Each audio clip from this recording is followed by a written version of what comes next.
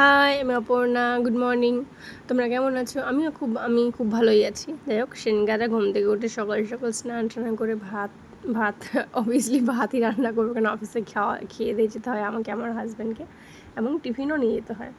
যাই হোক, সেদিনকার মানে অনেক দেরি হয়ে গেছে বলে হাজব্যান্ড আমাকে দিয়ে আসতে গেছিলো অফিসে। তো অফিসে গিয়ে যেটাই হয় সোয়াবিন করে কফি টফি খেয়ে, তো কিছুক্ষণ দুপুরের দিকে প্রায় দুটো নাগাদ আমরা যখন লাঞ্চ করে উঠলাম, তারপরে কিছু পার্সেল এসেছিলো, তো সেই পার্সেলগুলো আনবক্সিং করছিলাম।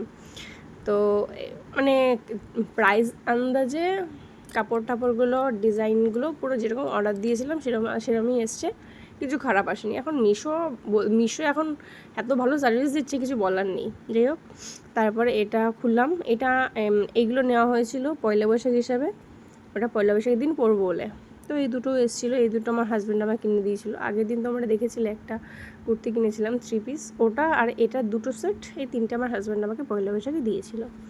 তো তারপরে সেদিনকে স্মার্ট বাজারে বিশাল ভিড় ছিল। অফিস থেকে বেরিয়ে কেনাকাটি করে বাড়িতে চলে এসেছি। বাড়িতে আমি আর দিশা গেছিলাম স্মার্ট বাজারে রান্না বান্না করে খেয়ে, দেখি আমার দরকার ছিল তেল।